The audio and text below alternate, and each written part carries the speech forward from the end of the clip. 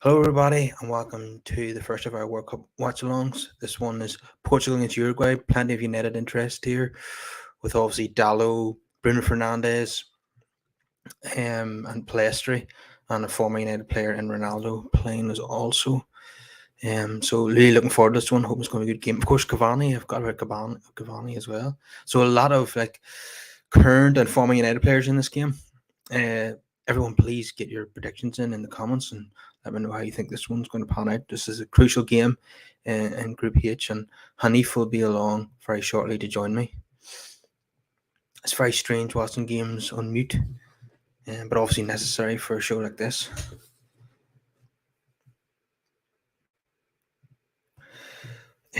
Just a rundown of the teams, just quickly.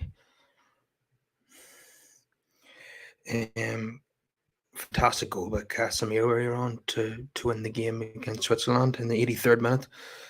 Brilliant technique. I mean, you wouldn't get Fred doing that, that's for sure. What a footballer he is.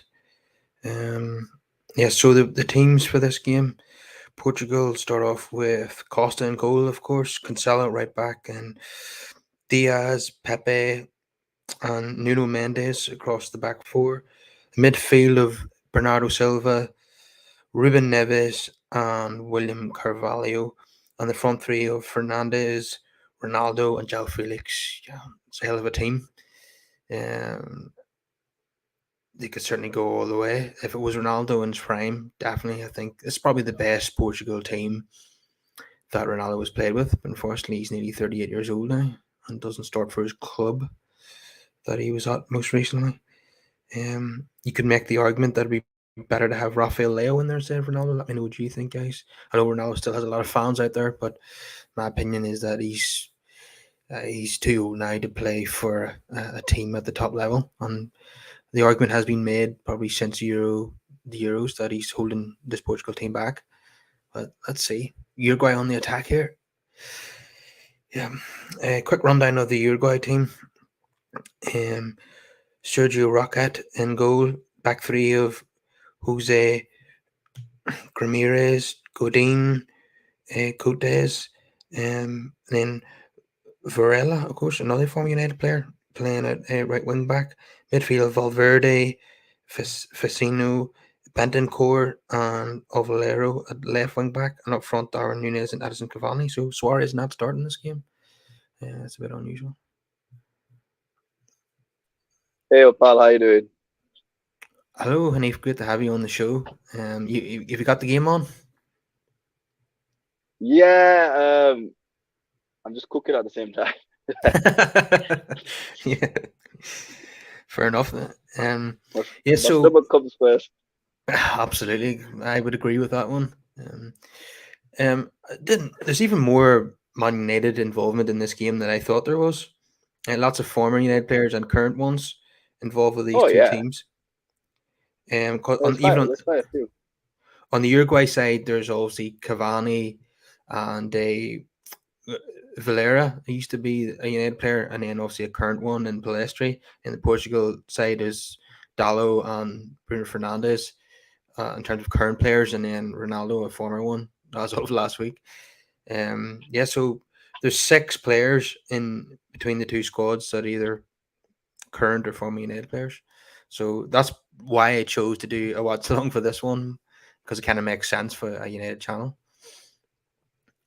No, it's fair play. I think you said it. I think this Portugal side, if they played Rafael Leao instead of Ronaldo, I think they'd be more successful.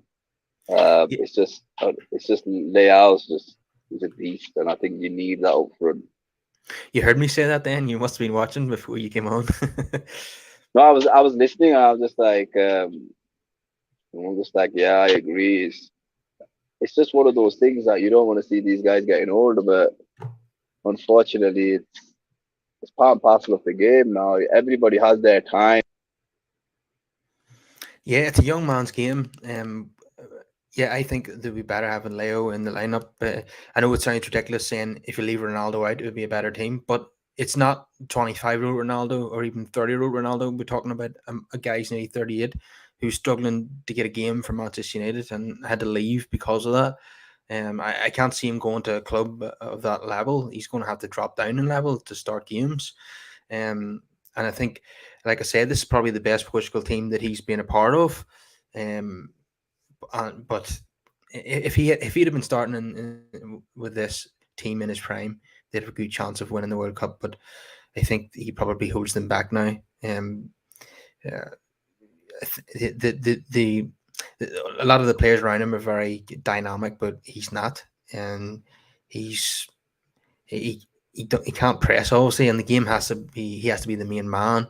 Everything's fed off him, and I just don't think he's good enough for to justify that anymore. So yeah, I think Portugal will be a better team without him, but it's not going to happen.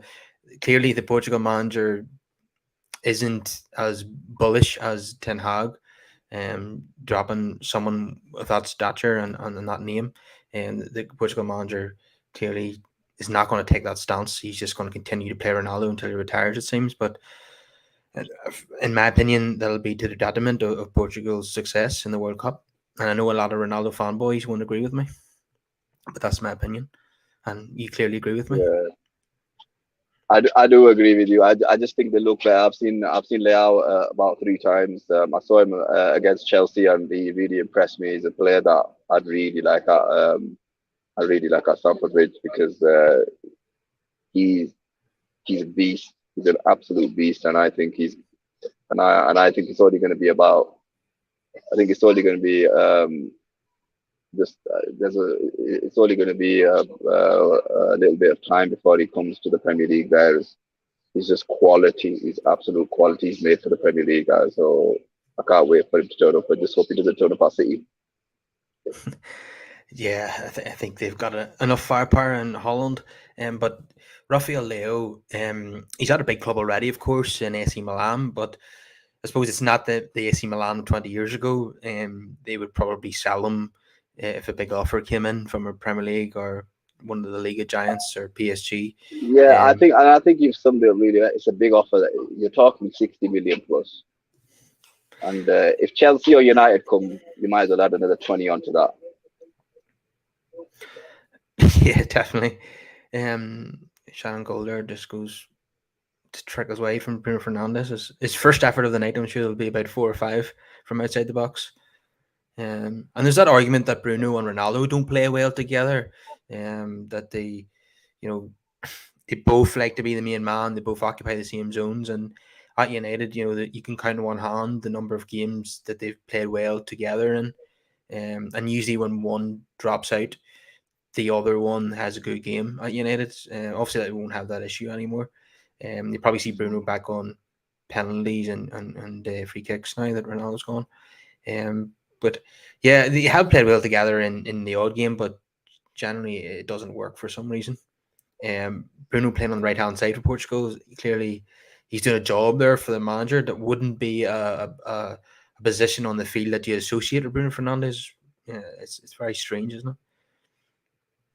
I think what it is with Bruno is I don't know if he's got a free role like he used to do for United, and if he has, it's to try and bridge those gaps. But what the one thing I do like is Felix dropping in behind the gaps in between defense and midfield. I really like that, and I think if they had Leao up top, I think there's a partnership there, personally. Um, but Yeah, across the field of play, across they're the in rest of here. the departments, they look decent. They look really decent. Yeah, Ronaldo didn't play in that friendly against Nigeria. Leo and Felix played with Bruno, and they were sensational in that game. They won 4-0. So that's kind of a sign of what the future Portugal is going to look like when Ronaldo eventually does retire, in my opinion. Yeah, I think this is his last tournament. Personally, I think this is it. You can't, unfortunately, listen to football. Football, like anything, it doesn't wait for nobody. It just doesn't. There's always a new kid on the block, and Portugal will always have new kids on the block. They always seem to produce great talent through their league. So, but yeah, it's inevitable for every player, and I just think Ronnie should just go league down and just enjoy his football wherever they love it. Yeah, it'll be interesting to see where he goes. He could end up in Saudi Arabia or even the MLS. But he won't want that. Ideally, he'll want to play in the It Champions depends League. if But he's willing. It depends if he's willing to go to Turkey or somewhere. yeah, I think wherever there's an opportunity to play in the Champions League, I think he would take it over the money. I think Mm, he think he wants goals and accolades more than money. I think at this stage, but we'll yeah. see. I'll just be one. I'll just be one moment, Kyle. I'll be one moment. No problem. Yeah, so not any clear cut chances yet. But Portugal have come close a couple of times to getting into the danger zone. Poor control there from Bruno. He's Darwin Núñez on the attack down the left hand side. He's pumped up as always.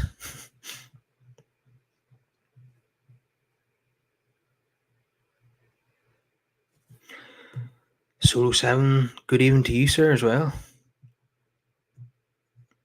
Hoping for a great game here. Hoping plenty of goals. There's been plenty of goals all day across the World Cup. Some sensational games. You know, the South Korea looked dead and buried and they came back to level and then they lost it at the end. But in the earlier game, it seemed as if I think it was I can't remember. Let me have a look. It was Serbia against Cameroon. Yeah, Serbia were 3-1 up, and Cameroon came back to draw 3 each. It was a brilliant game of football, and then that sensational goal by Casemiro to win it against Switzerland. So we'll safely see Brazil into the last 16. Yeah, so it's been a day of goals so far.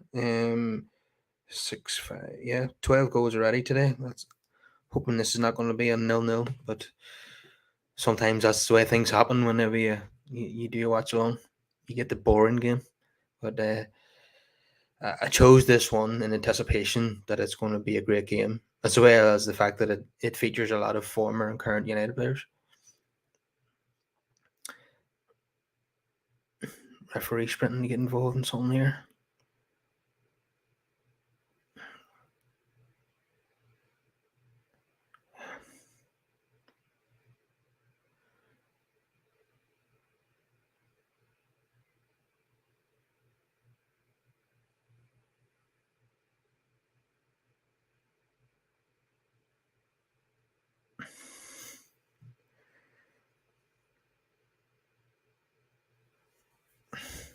Amazing that the talent that Uruguay have, given it's a very small nation of only 4 or 5 million people.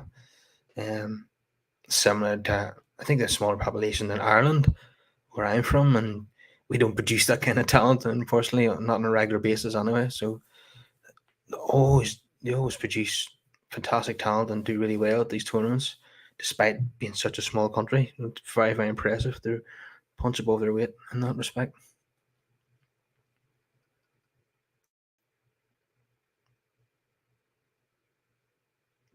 Gramilo Valera, he played as a right back under Van Gaal for United. Um, I haven't seen him for a long time. I thought he was a good player when he was at United, but he was skinned by Coutinho in that Europa League game, and we never saw him again then after that. I thought that was a bit harsh, because obviously at the time, Coutinho was one of the best players in the Premier League. Let's see. Yeah. I wonder what club he's playing for. Could anyone tell me in the comments what club uh, Gramilio Varela is playing for now? I'm not too sure. Let's see.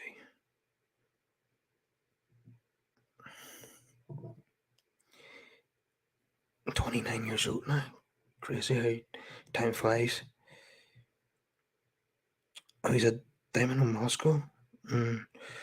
On loan at Flamingo in 2022. Don't know if that's current or not.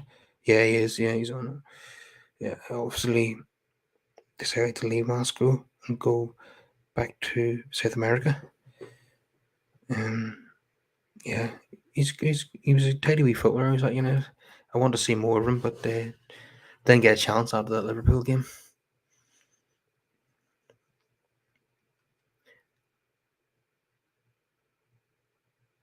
hate watching games on mute. Let's see.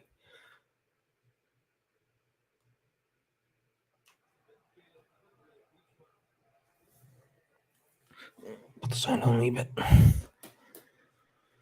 Yes, I'm back. I'm about maybe 1 or 2 minutes behind you because I don't have access to a telly anymore because I've got kids. So my kids have got, unfortunately, the privilege of the 55-inch. I get I don't even know if it's 20-inch. No, it's like 16-inch or whatever my laptop screen is. Oh, you're streaming the game then? I am, yeah. I'm watching ITV Player, mate. I don't have no access to TV. When you don't, this is why I like Saturday games because I have access to a telly. Well, Portugal had an opportunity there. João Felix caught in on his right foot, and the shot was deflected over the bar by a last-ditch diving challenge. It's a corner to Portugal. Yeah, I'm going to end up spoiling this for you. I mean, I think you're going to find out. No, I'm not bothered, mate. You know when if you watch Bernardo Silva, he's like one of the most intelligent footballers out there. He's good, so good in so many positions. It's unbelievable. Absolutely, like you just have to admire like what he can do.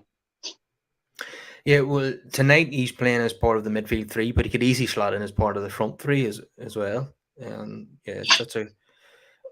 I never thought there would be a Silva better than David Silva, but it seems as if Bernardo's going to run him pretty close. Free I kick think for the problem. Portugal. I think the problem with David Silva was he was playing in an era where it was a lot rougher, a lot tougher, wasn't it? That's why he suffered so many injuries in the Premier League. Whereas now it's not as tough as it used to be, if that makes sense. Yeah, I know what you mean. The game is not as physical as it used to be. Things were let go in the past. Challenges were let go that wouldn't be let go now. And obviously, players go down a lot easier. Although even 10 years ago, players went down very easy. But yeah, it's the sport tends to becomes less of a contact sport as the years go on, which it's not something I'm in favor of. I don't want football to turn into basketball. Not to sound like a really old person. I think it's a lot more attractive on the eye. I think that's why there's so many. That's why it's changed because, and then also the problem with the physicality was we'd lose some of the best players in the world. Like if you look at R9, if he was playing in this era, he would never have suffered that nasty injury. And I think there's pros and cons to it, but we don't see the skillful players as much as we used to. So there's pros and cons. Yeah, there is. Just to mention that Ronaldo was just taking another free kick that's hit the wall. I mean, how many free kicks has he had now without scoring or even getting a shot on target? It's why is he allowed to take these free kicks? I mean, somebody. It's Cristiano Ronaldo, Kyle. That's why. I know, but I just don't accept that. Somebody has to, the manager or someone has to say, look, your free kicks are rubbish. Let someone else take it. Thankfully, United don't have to worry about that anymore. I was getting sick of that too. We should have Eriksen on free kicks, not Ronaldo. But Portugal are suffering that too now, where he just takes all the free kicks and all of them are rubbish. It's just a waste of time now. He scored 2 out of the last 150 or something ridiculous like that. Just very poor stats. He used to be brilliant at them, but he's just a bit like his fitness has gone off the boil. Listen, there's not many good free kick takers in the world that score. Ward-Prowse is the only one that I can think that actually scores as many as he does. Yeah, but I'm not looking, someone to score every time they take a free kick. I just want them to test out the goalkeeper, not hit the wall every time. I mean, anyone could do that. Well, you say that, but there's not many that do that. Like, you know what frustrates me is you take a corner kick and you can't beat the first man. That absolutely frustrates me. Yeah, I know. It happens so often. It's ridiculous at that level. Portugal in the ascendancy here. Another cross into the box after own goal here. No, Uruguay have cleared it. Valverde on the attack. Cavani still playing for. God, these guys are so patriotic, aren't they? They'll play until they're 40 for their country. I remember the days where, like say Sierra and Paul Scholes retired at 29 from international football. But these guys now I just think play you've to their I 40. think you've I think you've summed it up pretty well, Kyle. They've got no legs. Plus, the players, what they should be doing is this: they should have brought in younger players 3 or 4 years ago and said, "Listen, we're gonna embed you in." They've got too many oldies. Like Godin is still there. I don't know if you remember Yeah, Godin, the Atletico Madrid. He was a world class centre back in his prime, he and was he was he was linked with at the Premier Atletico. League. Then he went to Italy somewhere, I think. And the reason why Portugal are all over him is because they've got legs. It's as simple as that. Yeah, it's despite Ronaldo playing, it's a far younger team than Uruguay, I think. Although they've left Suarez out tonight, that's a surprise. But I suppose they can't play Suarez and Cavani in the same team. But it doesn't seem to annoy Argentina playing Messi and Di Maria in the same team with a combined age of like 70. That wouldn't be an ideal front three for me now. Messi, yes, but you should have two younger players around him. I don't agree with playing But Di Maria the, with Messi. I think the problem is it's Di Maria can take a player on and he's a good ball carrier. And I think what it is that they've got. You're right what you're saying, but I think they they've should not. move on. They, Di they, Maria they, hasn't. they, they will move. They will move on, but they should have moved on a lot earlier. But this is the thing about international football because they're superstars for their country. The guy that the team should be built around is Valverde. He is Yeah, quality. yeah, and he's a massive guy as well. It's so easy to spot that it's him because he's the big guy in the center of the park. So you know when he's on the ball. When it's If you watch Madrid and you watch him, he's sensational. Really good player. yeah, doesn't he play on the right of Madrid's attack, or at least he has done. And he's got plenty of goals this season, hasn't he? He's really Yeah, he. I think he can play across. I think he can actually play across, but he comes in from that right hand side, but he can't play across that front line. yeah. I I think remember in he was football now there is no definitive position for players now.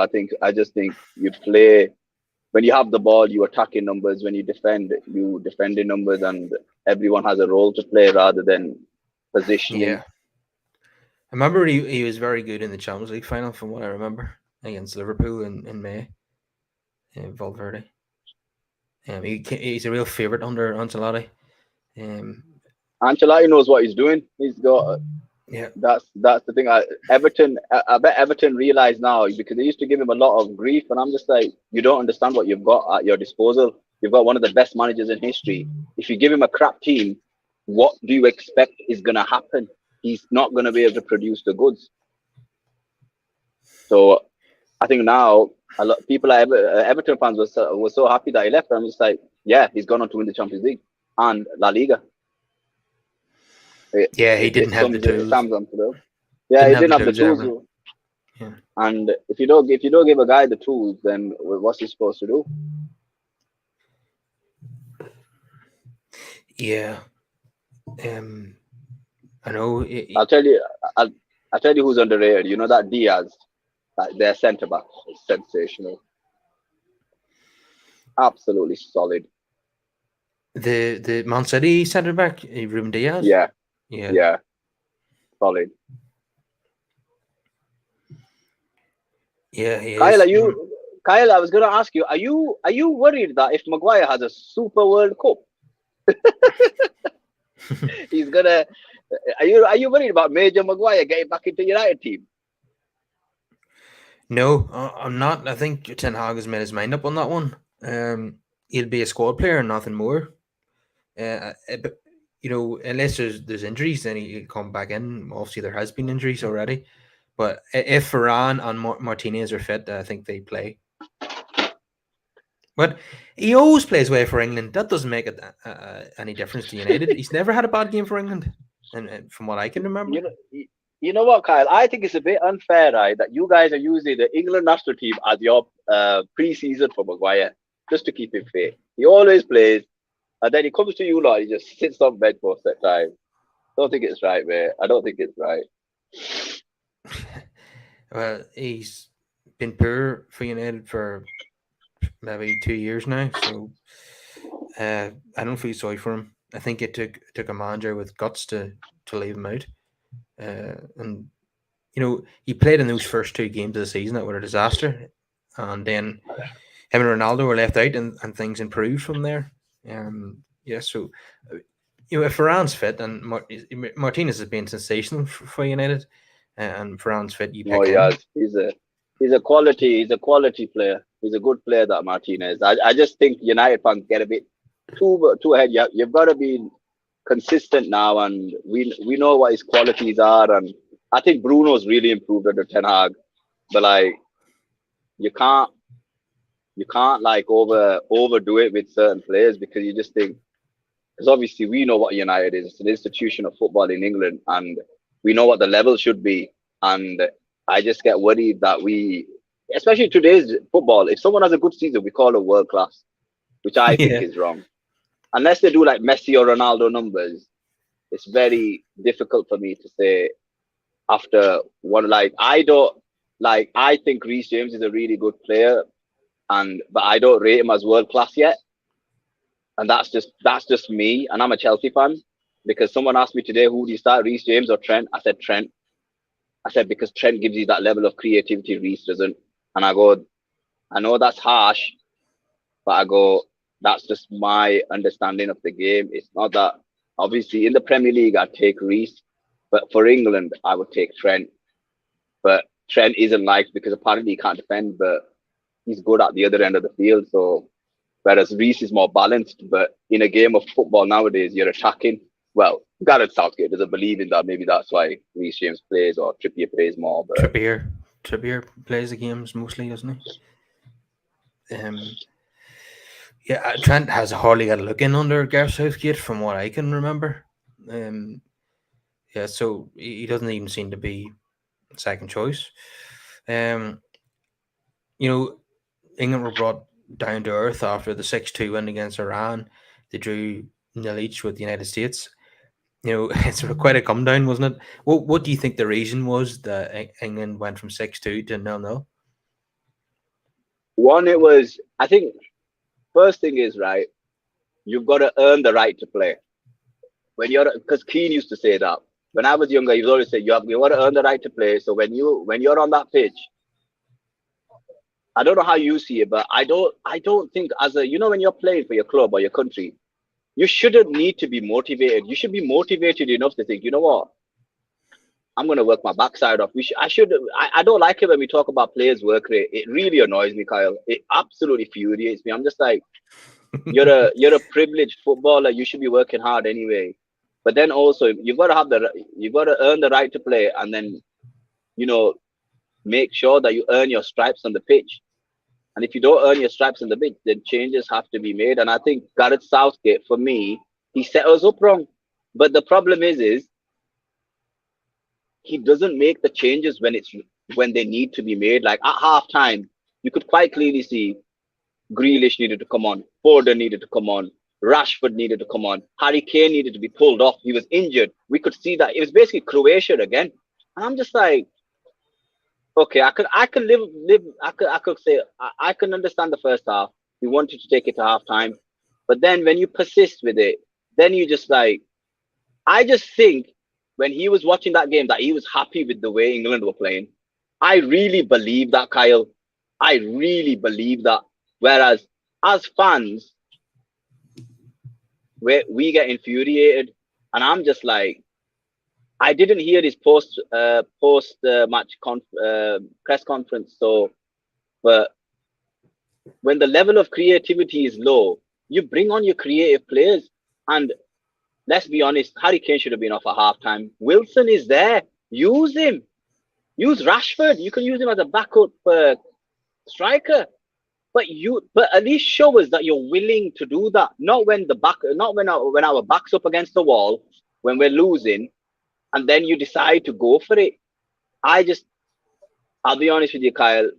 a lot of England fans were like, "Oh, but you do understand, we got a point out of it." And I just said, "I go, if you want to play in a cowardice way with the talent at our disposal, then fine, that's acceptable then." But you know what England needs, Kyle? Now, if we move on from Gareth Southgate, we have to go and get a manager similar to Ten Hag for England. We really have to look at something like that because we've got the talent to play that way. I don't want, unless you're gonna get Eddie Howe or I don't know which British manager you can get that's gonna play that type of football. So I'd rather give it to a foreign manager or a Dutch manager who's gonna play the Cruyff way. I think we've got the players to play the Cruyff way, if that makes sense.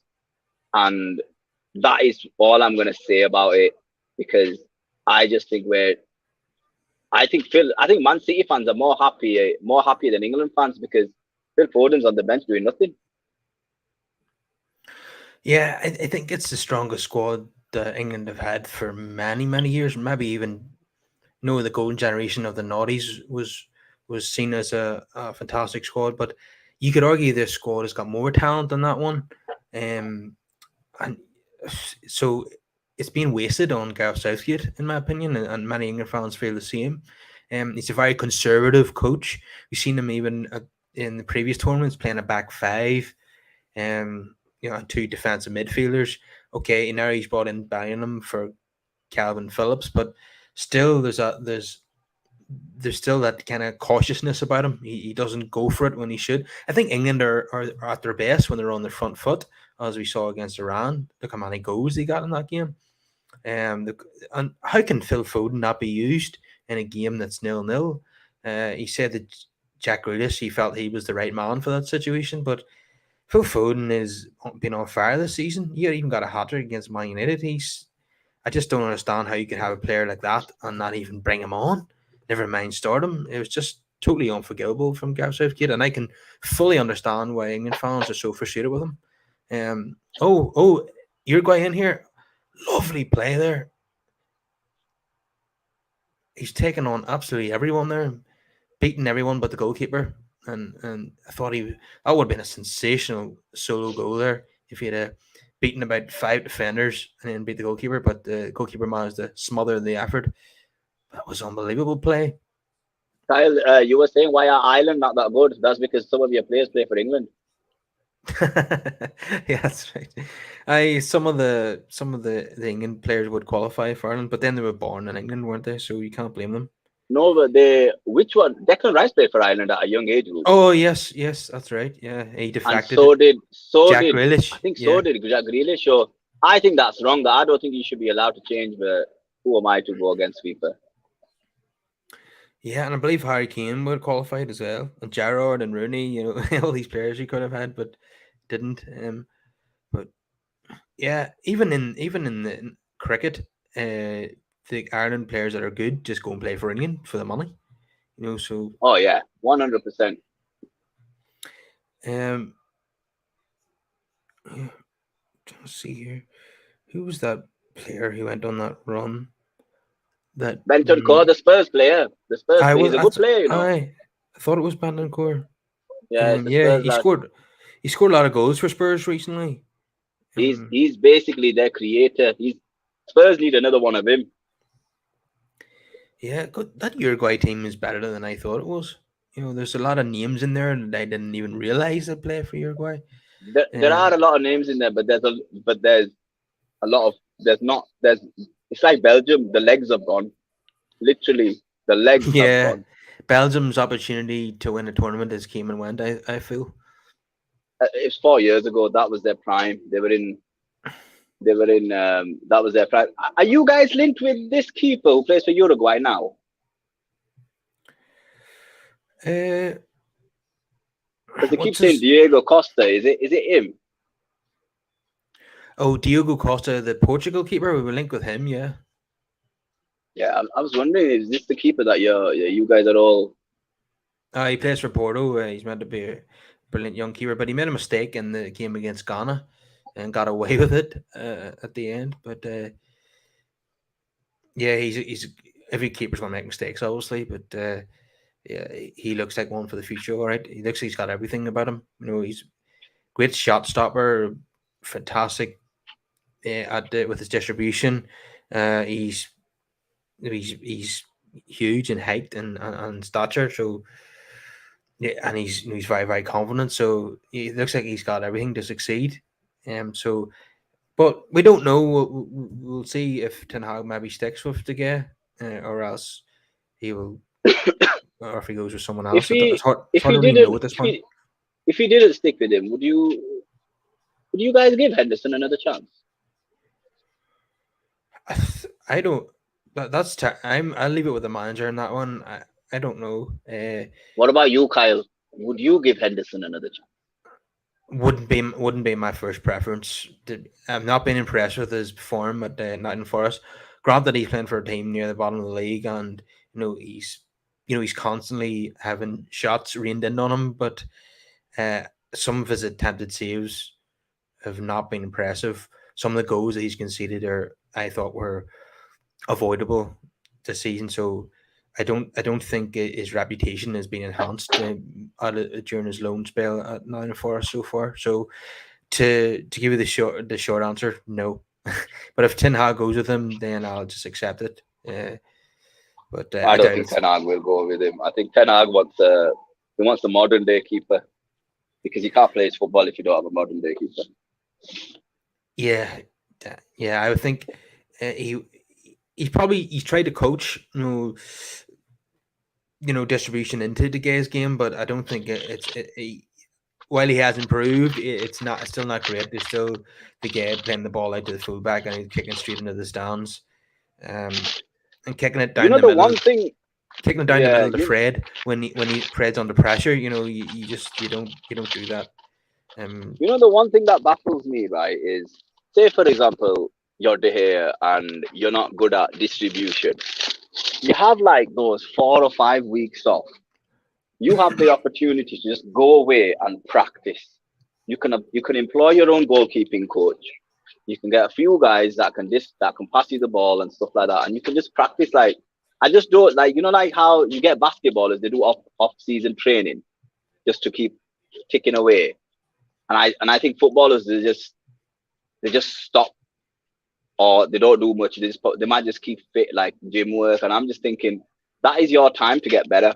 That is your personal time to like improve as a footballer, improve the one area that you're not good at. Does that make sense? Yeah, it does. I would say that he probably is doing that, but I don't know if he can improve to the level that will be acceptable to Ten Hag and United supporters. But it's hard to teach an old dog new tricks. He's in his 30s now, De Gea, so it's a big ask for him to suddenly, bring that, quality to his game. Free kick for Uruguay here on the edge of the area. Darwin Nunez is brought down. He's quite feisty, Nunez, isn't he? He's sent off obviously in one of his first games to Liverpool for a stupid headbutt. If he can, channel his aggression in the right way, then it would be a very useful asset. But he can't go getting himself sent off by doing stupid things, reacting to someone pushing him in the back by throwing a headbutt. He's obviously very young and immature. I think that's probably the main issue at the moment with him. But yeah, dangerous position here for Uruguay.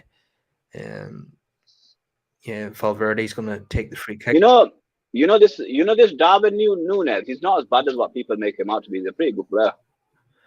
Yeah, the opinion is really divided on him, and Liverpool fans seem to be quite happy with him, but other people have ridiculed his ability on the ball.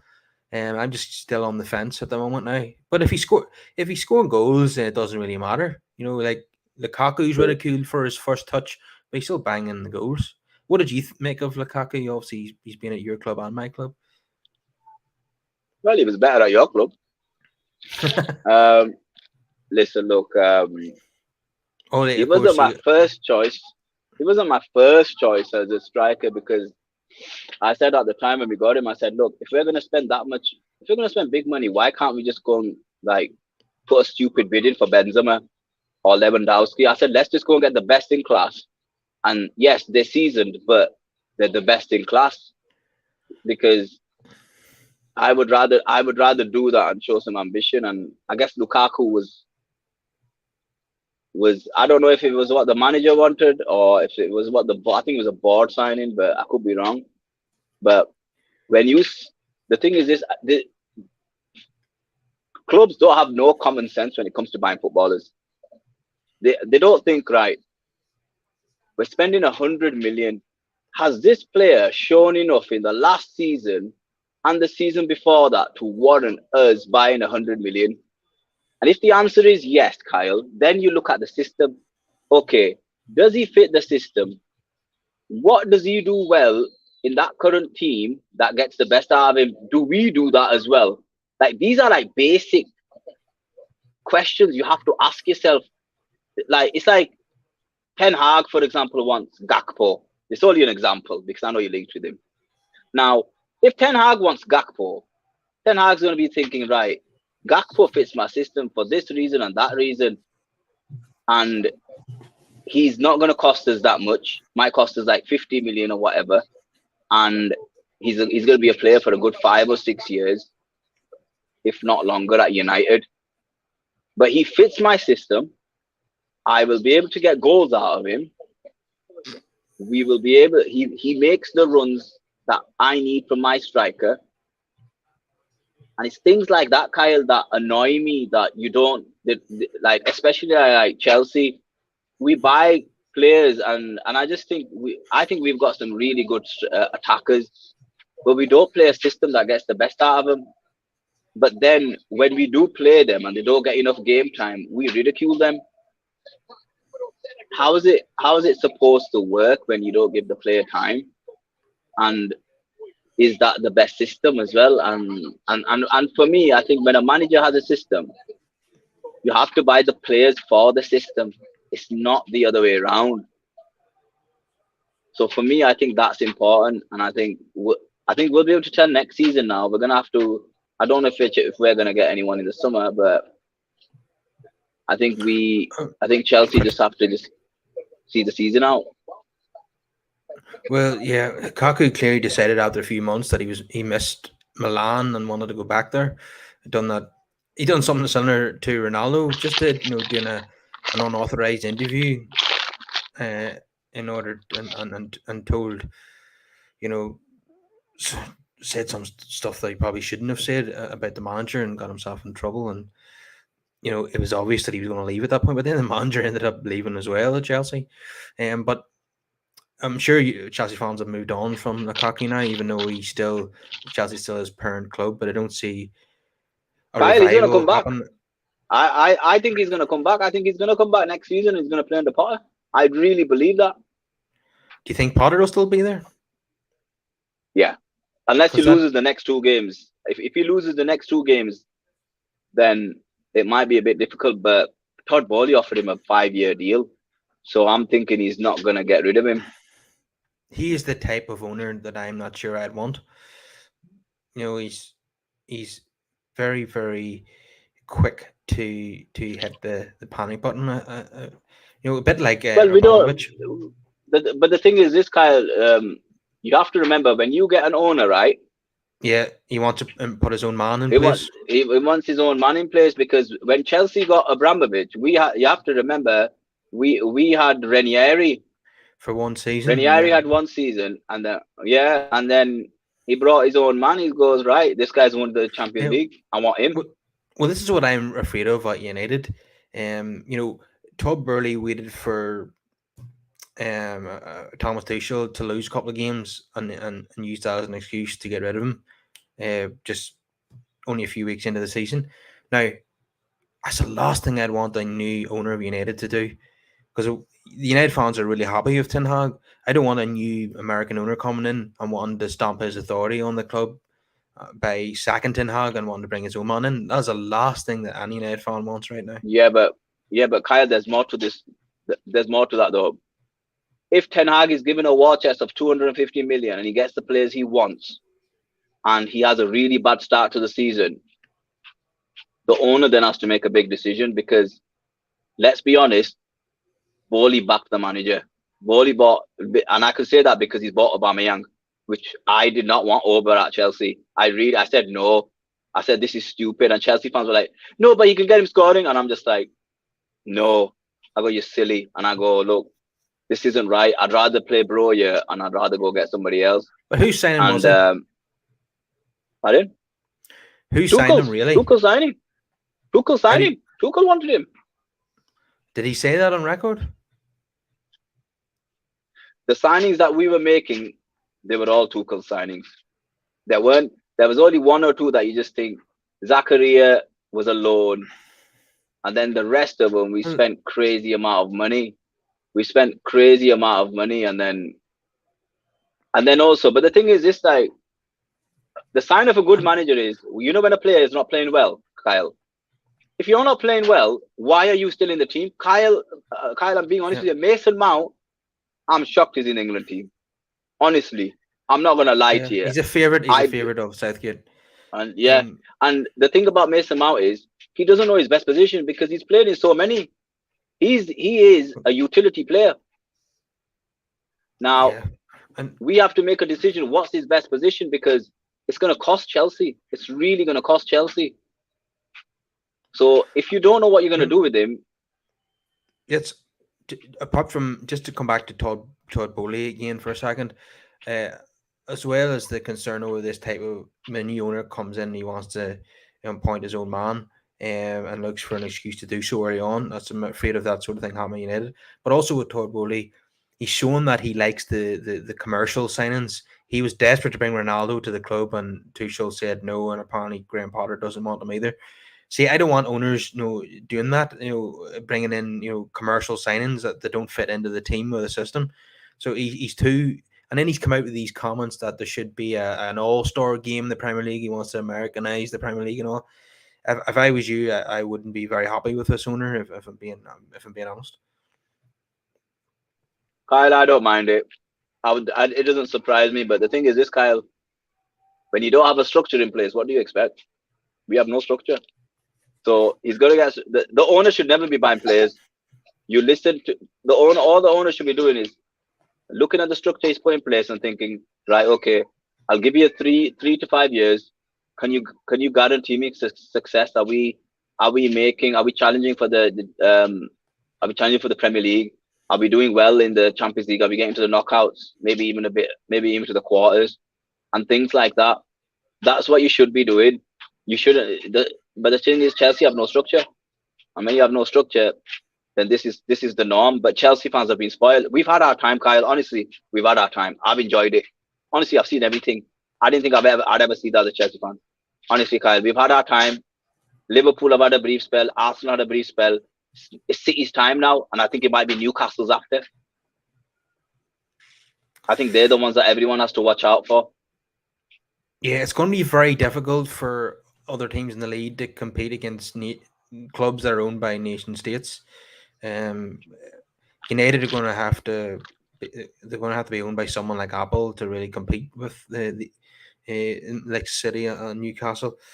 You don't want to see the league become dominated by state-owned football clubs, though. That would kind of damage the competition. If we're just constantly going to see City or Newcastle win the league every season, then it could end up becoming just like the Scottish league or the Bundesliga, where it's just kind of predictable who's going to win because they've got the most money. But it already is. But it already is, though, isn't it? When you think about it, it kind of already is. It is.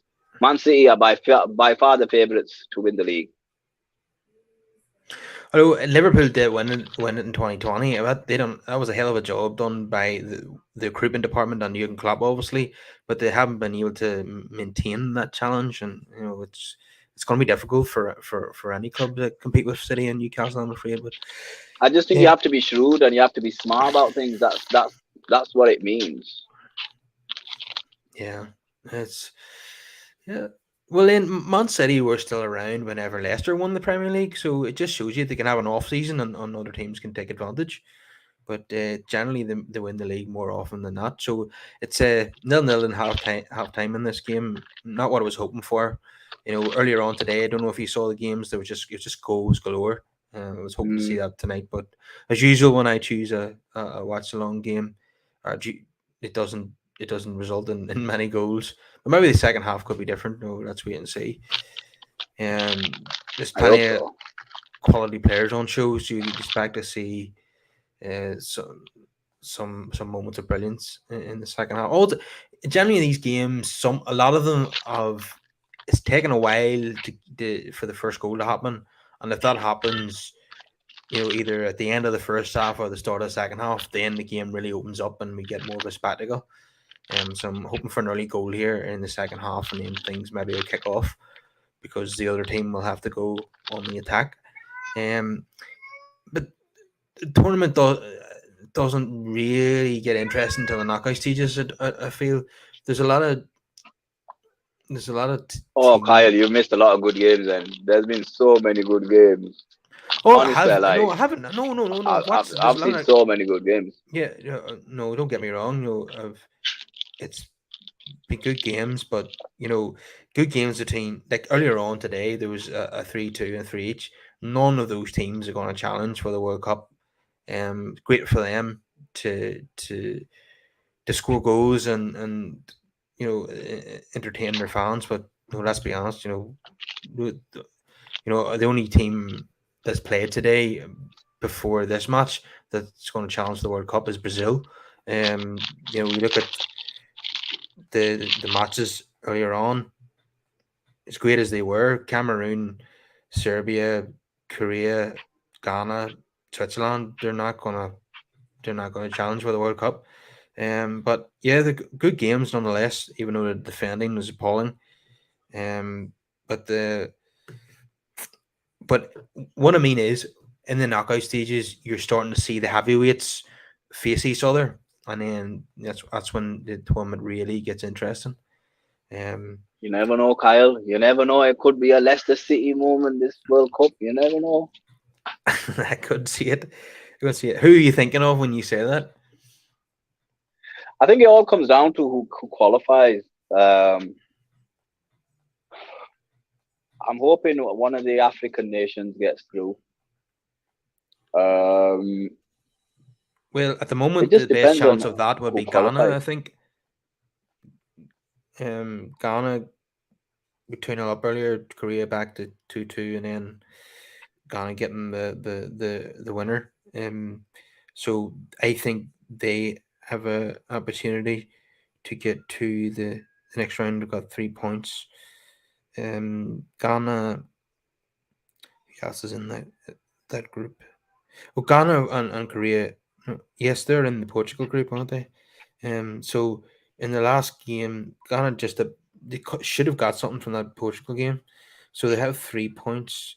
So their last game against Uruguay, yeah. So potentially Ghana against Uruguay will be like a winner takes all type game.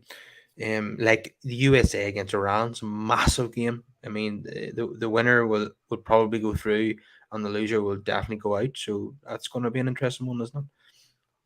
I know. Imagine if you're Wales, you only get to one World Cup every 50 years. And you're going to have to tell your kids that, oh, we lost to Iran in the last World Cup we were in. uh, yeah. Wales, they have to beat England 4-0 or something. They have a chance of going to the next round. That's not going to happen. No, of course it's not. We've got Maguire in defense. We're gonna. I think we're gonna win that. I think if he plays the team I think he should play, we're gonna win that 3-0 or 3-1. But if he plays the team that he's gonna play, probably a 2-0 or a 2-1 at best. So yeah, the expectations are very low. We'll see who we get. But I wanted England to finish second, so we face someone good in the next round. Yeah, I think if England and France top their groups, they'll meet each other in the quarters. That's my understanding. So that would be a good game. But then you probably get Gareth Southgate being negative in a game like that. Yeah, that's England versus France that early. Bloody hell, that's not looking bloody hell, Kyle. That's a curse. That France are looking. France have got some. France will play their best team. That's the bloody problem.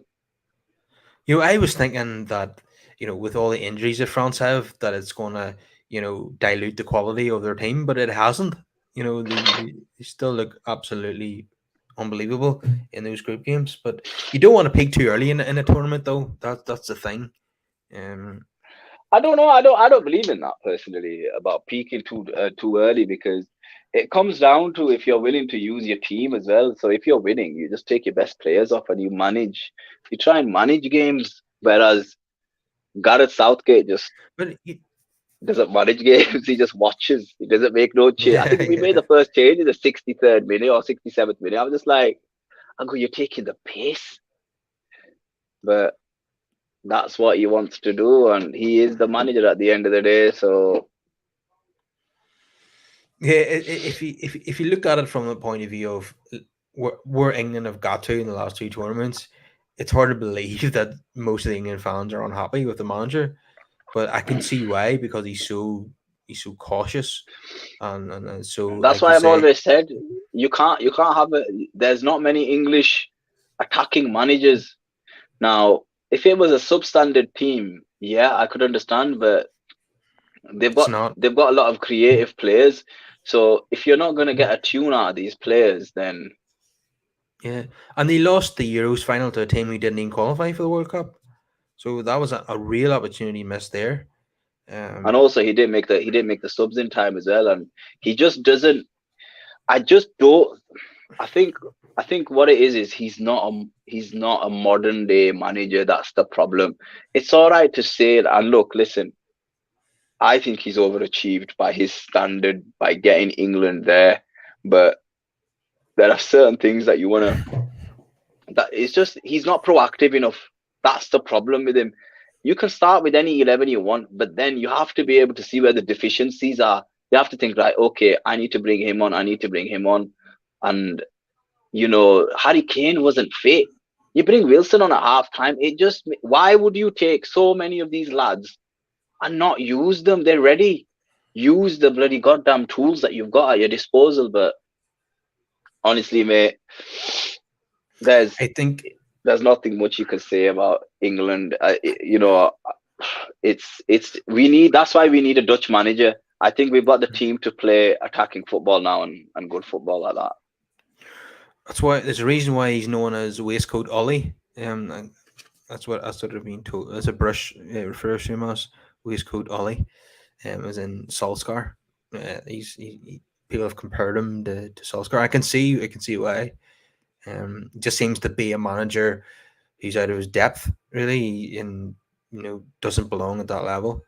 But the FA tend to pick yes men, nice guys who, toe the party line and don't just who are part of the organization and have been for a long time. Those are the type of people who get the jobs. The Roy Hodgsons of this world get the England job, but the high Redknaps don't. That's just the way things are in that organization. Yeah, I think I would ask Harry if he'd come out of retirement and have a crack at it. Yeah, I'm sure that he I would. don't think he will. I don't know if he would or not. I don't think his wife would let him, but I think it's only a part-time job, so he would, I think, but and it's a job he's always wanted. But I don't think they would ask him. That's kind of the point that I'm making. I don't think they turned him down in 2012 or whenever it was, and when they should have picked him, and when he just coming off that, really good 4 seasons he had at Tottenham. That was the time to make him England manager, but they went for Hodgson instead. Yeah, I guess Southgate. It's just, was he under 21 manager? Was he sacked at Middlesbrough? What credentials does he have to manage this team? Doesn't he was the under 21s manager. I think those were his props. We're not talking about Ireland here or Wales. We're talking about he's got a squad of world class players. I don't think managing the under 21 side it gives you the qualifications to manage the England senior team. And like I said, what did he do in his club career? That was impressive. I think he was sacked at Middlesbrough, wasn't he? It was just. I think he got him into the Europa League semi-final, was it, or final? I can't remember. He got them somewhere. But listen, look, the thing is this: when you go English, you know that the talent pool isn't going to be that big. And I've always said, like if you look at the current England team now, you've got to go and get a coach that plays attractive football now. you can't be looking at these substandard guys. But it just depends if you want to watch good football or not. Really, it's all right when you're playing San Marino. When England are qualifying, that is not when you judge them, because you're playing San Marino, part-time builders. Me and you could play for San Marino, Kyle, if we trained if we train twice a week for a year, and that's ultimately it, mate. So it's one of them. Yeah, it's an easy route into international football. Living in San I'm telling Marino or you, Andorra. I'm telling you, if they had I don't know if they have a domestic league or not, but I'm assuming they don't. But if they could just build football there, I know they got their first. I think they got their first draw in a long time, a few weeks back. So you've got to start somewhere. But I just have no hope. I think for San England Marino because has they don't have the manager. I think San Marino have a club that play in like the fourth tier of Italian football or something like that. But yeah, I think that tells you everything you need to know. You were saying that England don't really have a modern manager who plays attacking football. What about Eddie Howe? Would he not fit into that? Yeah, package? but Kyle, Eddie Howe's not gonna. If this is Gareth Southgate's last tournament, Eddie Howe's not available, is he? Yeah, I think I don't think Eddie Howe's available at this moment in time. Because I know that. Yeah, absolutely. He's not going to leave the Newcastle job. Maybe in the future, but I'm talking about in the next. I think this is Southgate's last tournament. Are you saying what do you want to believe, or what's actually the case? Because I've heard that he's going to get a new contract. Oh, there's a good chance of that as well. I don't want to depress you now, but I'm just going by. Kyle, I'm used to this. I think if he gets to the quarters, which I think England will get to, I think that's the level. If I'm honest, England will get to the quarterfinals, and I said it before. If he makes it to that game, I said it's very difficult to not offer him a contract, because that's probably the best England can get under Gareth Southgate. But it just depends, Kyle. Is the objective to win, or is the objective to play good football? Because unfortunately, the balance, we don't get the balance right. And I would go with good football, about creativity and scoring goals, but you also have to have the other side of the equation as well. And this is what a lot of people don't take into consideration, because Gareth Southgate's done really well with this England team, but they don't. But he's not proactive. That's the problem. His problem is he is not proactive enough. He doesn't know when to make a change. Even if England made another semi-final or a final here and didn't win, he's just going to get a reputation as a nearly man then, and then that would be another reason to sack him. Because but Kyle, he's the best England manager since probably Bobby. Maybe probably better than Bobby. Probably since '66. Nearly there. Well, what does that say? But the thing is this: it's on him though, isn't it? He doesn't know. I'm telling you, Kyle. He watched that USA game, and I bet you he enjoyed it. And I'm telling you, and people were just like, "You're mad." And I go, "Listen, he didn't make a change until the 67th minute. That tells you everything you need to know. The changes needed to happen at halftime. We needed to bring on creativity, and he didn't make them until the last stages of the second half. It tells you everything you need to know." They did have this type of game in the second game of the Euros against Scotland. It was a really poor 0-0, and they went on to make the final and lost the final to a shootout. So it doesn't mean that England are not going to go far in the tournament just because they drew 0-0 in the second game. So we wait and see. No, but that's the Europe. But playing in Europe is completely different from playing in the World Cup, because in Europe you're more likely to go further, because the level of competition isn't as vast, because you've got South American teams now to deal with. And I think when England come up against Brazil or come up against teams with flair, like if England were going to play Brazil in the knockouts, if he didn't play the likes of Foden and Grealish and Trent, you just think you're mad. You've just come here to defend. You've literally come here to defend and play on counter. And that's the Southgate way, unfortunately. Yeah, it's boring. That's why I said they need to go get a Dutch manager. They need to go abroad. They need to go get a Dutch manager because they've got the players. They've got the players for it. They've actually got good players now. What do you call him? Luis Enrique. Yeah, get him, buy him out of his Spain contract.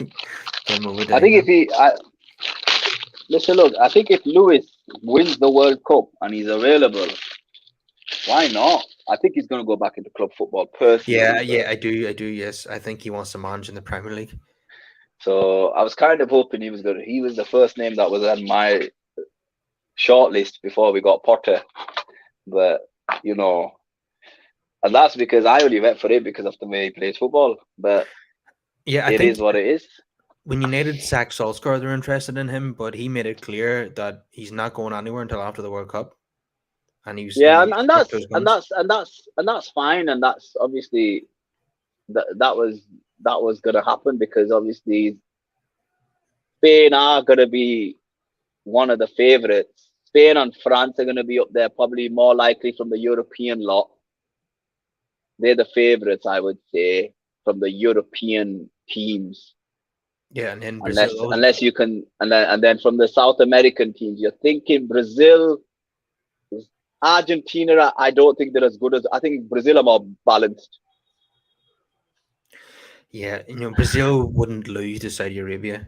So that doesn't bode well for Argentina's chances of winning the tournament. Losing that game, but like I say, the Argentina manager isn't playing the likes of Enzo Fernandez and Julian Alvarez from the start. He's playing a lot of the old guard, and I think that's a mistake. He didn't even start Martinez in the first game, and not only is he a good defender, but he's brilliant on the ball as well, and good at starting attacks with diagonal crossfield balls, and he didn't pick him. I mean, he's picking Otamendi in every game, and Di Maria, like I say, Otamendi.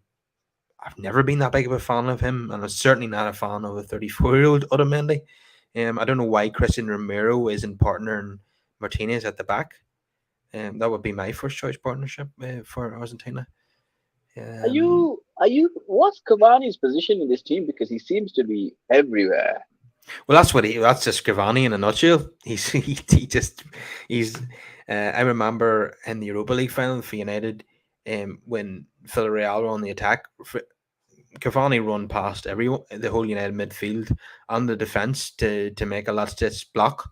Cavani just never stops running. It just he's been a great player and he's a workhorse, but it's the injury issues have just kind of ruined the back end of his career.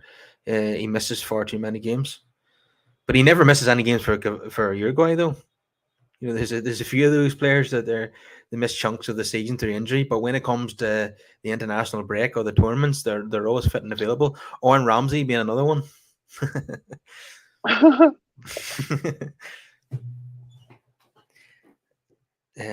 So Wales' participation in this tournament is almost over, I think.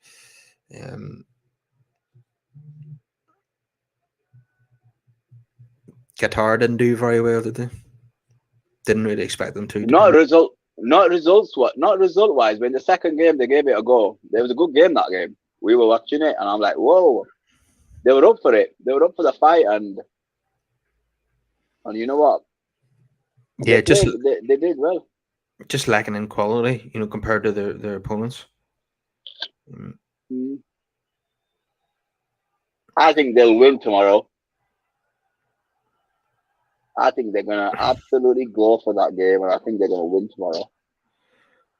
Who are they playing tomorrow? I don't have a clue. But it's the last game. They're not going to qualify. It's not Senegal. Who's the other? It's Senegal and Ecuador. And who else is in that group? There must be a European team. It is, Holland. and I can't It's remember a who. Dutch, isn't it? Yeah. Yeah. Oh yeah. Holland are awful, Kyle. Honestly, this is the worst Dutch team I've ever seen. The worst, Kyle. Honestly, Cruyff is turning in his grave. Honestly, Kyle, honestly, Ireland could compete with these guys, and I'm not joking with you.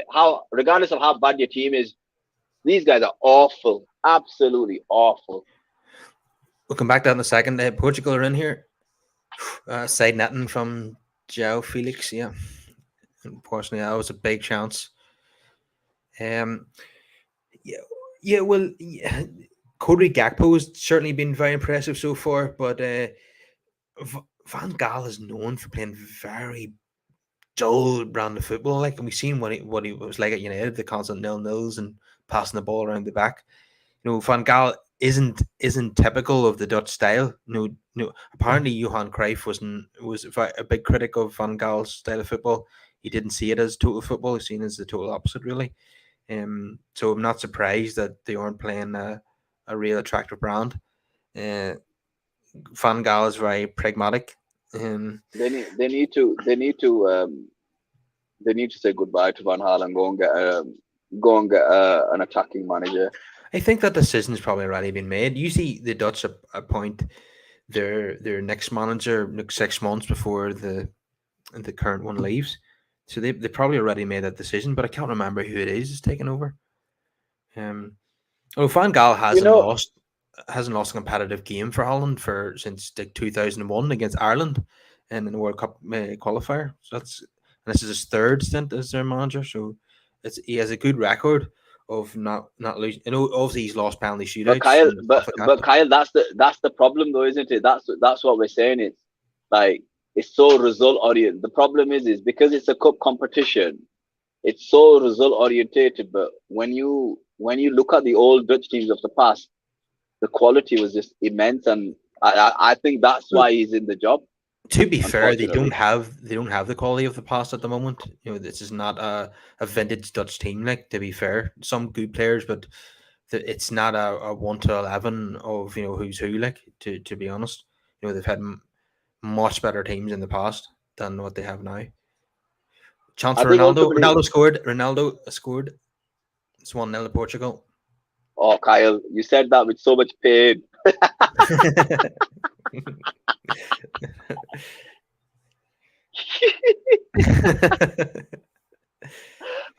It's offside. It's offside. It's offside. I hope VAR this one out. It's a typical Ronaldo goal, a header. Heads it down into the far corner. After 65 minutes, they need to bring Leao on. Just bring him on and put him up front.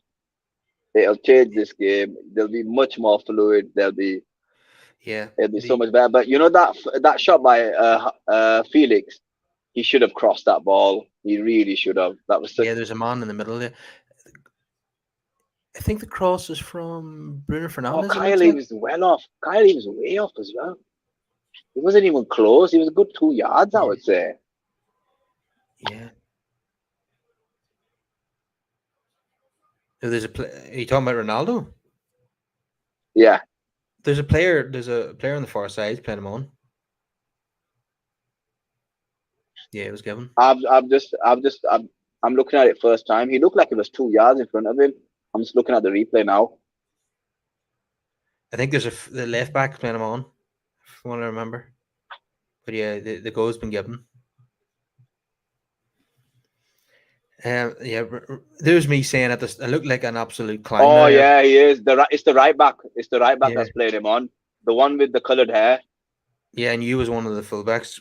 Was playing him on, but yeah, I sound stupid now. I said Fernandes and Ronaldo don't play well together, and Fernandes has assisted Ronaldo goal. But it does happen now and again. But I still think I'll stick to my guns. Portugal a better team rather than Ronaldo. It's a different system, isn't it? We have to remember he's got legs around him. He's got a lot of legs, and I think he's been told to stay central. If Ronnie doesn't misbehave and go left, they're in stay again here. Central. No, Ronaldo didn't release João Felix quick enough there. See, there's where he didn't do the right thing. He was thinking of, could I get a shot away here rather than playing Felix in, and then by the time he decided to play him in, it was too late. A Uruguay defender was able to get a block in, but the game's really opened up now.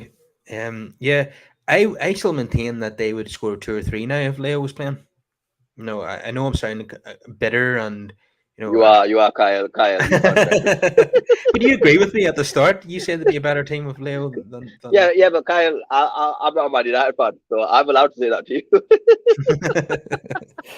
No, I just think they look more fluid, don't they? And I just think Leao and who else? I don't know who's. Have we talked about who's on their bench? Who's on Portugal's bench? I even had me like, apart from Leao, who we're aware of, who else is on that bloody bench? Is Nani not on the bench? No. No, don't be silly. Oh, bloody! Yeah. If Nani still played, that means Ronaldo's going to be playing for the 2 tournaments. Nani must be 40 by now. Must be.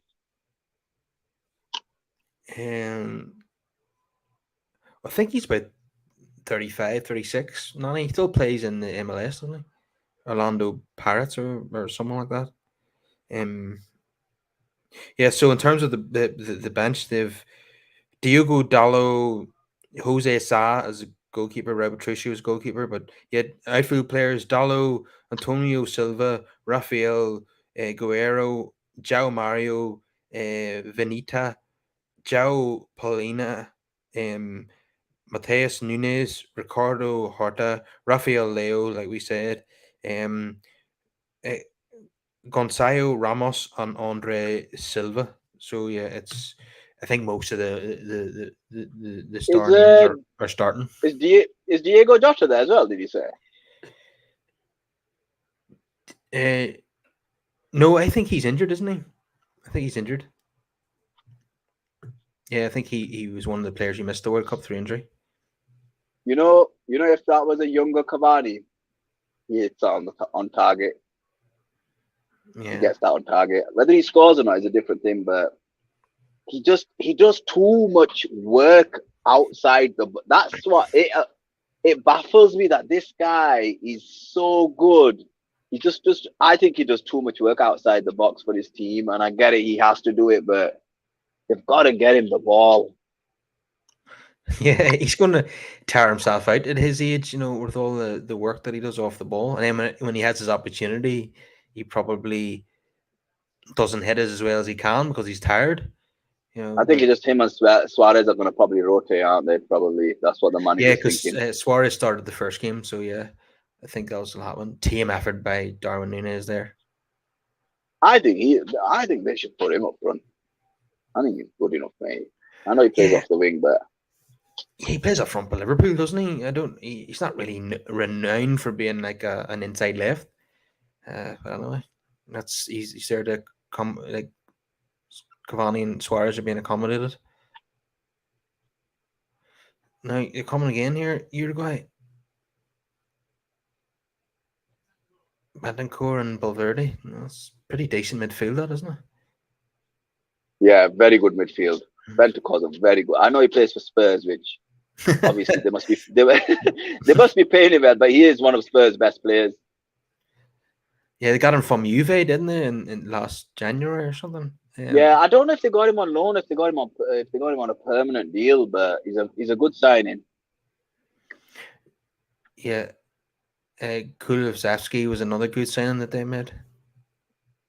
Oh, it's quality, it's absolutely quality. Yeah, and they're both Conte signings from last January. We'll see. It'd be interesting where the contest. It'd be interesting where the contest stays, because I think Juventus might call him back because Juve are in so much trouble. They need to rebuild that club, but that you're talking about the job at United being so big. The biggest job in European football is Juve. Oh my God, Kyle, you need to look at that squad and you'd be shocked. Honestly, mate, it's really bad. It's like the worst ever Juve squad. It's like the Holland team it's like the current Holland team. It's absolutely shocking, pal. Yeah, they tried to get rid of Rabio in the summer, and they couldn't get him off the books. They're desperate to get him off the books, but I'm sure there's more players like that they want. And then the young centre back that they had, Delict, they end up sold him to Bayern Munich, didn't they? How much You did know, they pay for Ronaldo? What did they pay Ronaldo? What was that? What was that transfer fee? Was it 100 million?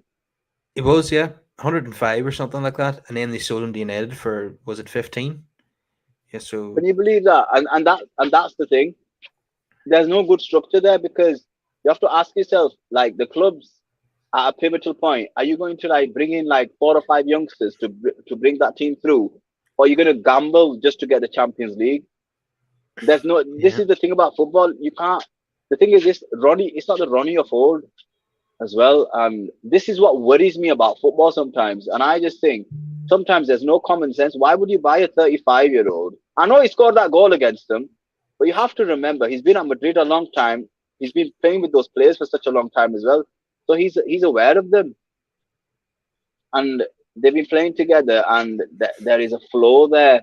And I just thought to myself, I couldn't believe it when I saw it, and I just thought this is gonna. It's more chance gonna end badly than good. And yes, he won the league title, but I think it put Juventus back 5 years, in my opinion. Not yeah. spending the money wisely. Well, you're not going to get any disagreements from me. We're on I'm when it comes to Ronaldo bashing, I'm seem to be number one at the minute. But you had to give credit where it's due. That was a great header and good cross from Fernandez, and he was Yeah, definitely onside. So yeah, his goal that he got that made him the first player to score in 5 consecutive World Cups. That was a penalty, but this one is a goal from play, so you can't take it away from him. But I still maintain that Portugal and Man United or better teams without him. That because you want young dynamic forwards who are going to press. They interchanging all the time. You don't want an old guys to stand up there waiting for the ball to come to him. And last season he was scoring goals regularly, but this season he's not even doing that. He's missing chances against dross like Ammonia and FC Sheriff. He had 3 goals for United this season. 2 of them against Sheriff. One was a penalty. So it just wasn't good enough. And you could see that the manager dropping him really hurt his ego. So he done that interview, and he's blaming everybody apart from himself. Look, so his ego is writing checks as body can't cash. He still thinks he's the best player in the world, but he's not. But he will get the odd goal. Like there's no doubt about that, because he'll get chances in this team. But I hate to sound like a broken record. If they play in Leo, in fact, at least you bring Leo on right now, and play on the counter attack, Kyle, and Kyle, he'll if get he, goals. Kyle, if he, Kyle, if he scores another one, you got to apologize to Ronaldo. Yeah. But like you see my point, they bring on Yeah, Leo I see it. No, right I now. do see. I do see it. They should bring Leao on, but I'm not even saying they necessarily have to take I, Ronaldo I off. I I think they need to bring in. They need someone in the center of park as well. They're getting dominated now. Uruguay are back in Yeah, this game, so they need to address that midfield as well. I don't know who can play midfield, but they probably bring on João Mario. I would have thought. I'm surprised. yeah, Is it a João Coutinho not in the squad? No, it I doesn't don't look like know. it. I'll give Bruno his props.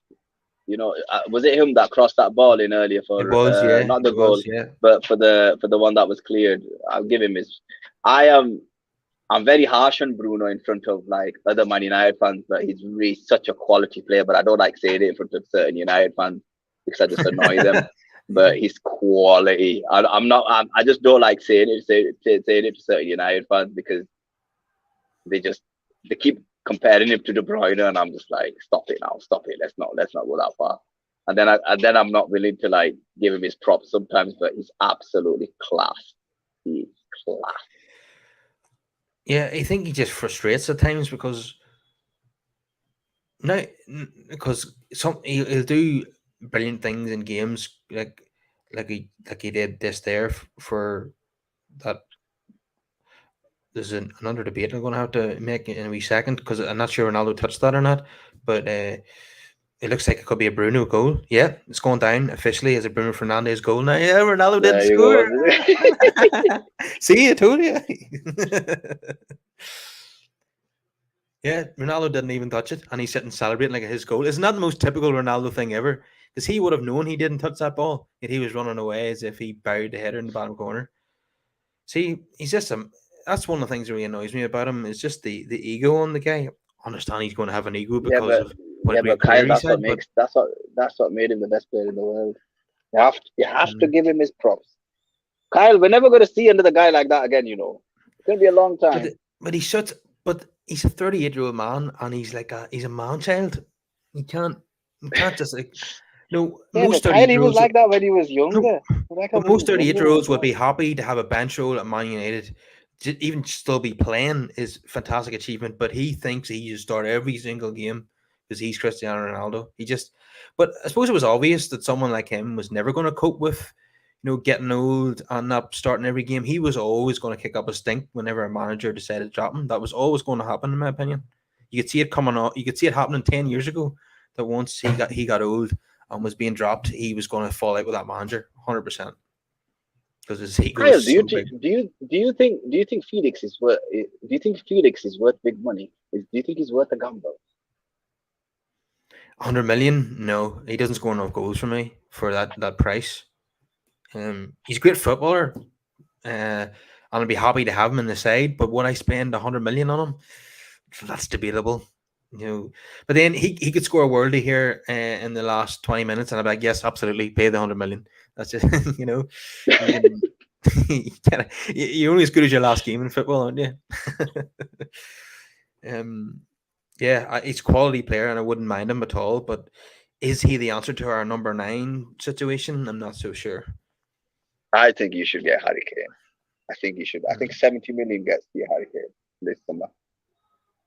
I don't think that's going to happen. I mean, we're not even guaranteed to finish above Spurs in the league again. So I think that ship is sailing. He's going to be 30 this season, isn't he? I don't. Yeah, but he'll still finish. He's got a good 4 years in him. In my footballers don't die down now to about 36. I think he's got a good 4 or 5 years in him. Yeah. Yeah, He's going after that record, isn't he? I just don't see it happening. I don't think United will sign him now, but we'll wait and see. Rafael Leo is coming on now for Ruben Neves. That's an interesting. How does that make sense? Yeah. How does that make how Bruno maybe going to drop back into the midfield 3 now. Yeah. Like Leao's going to be on the wing. Yeah. That's where he plays for Inter. Yeah, he'll be on that left hand side now. But there will be opportunities on the counter now for Portugal. You would have thought, with they've got more pace in the team now. Here's the first opportunity. Bruno to Ronaldo. Yeah, here's Leo. Is he onside? He is.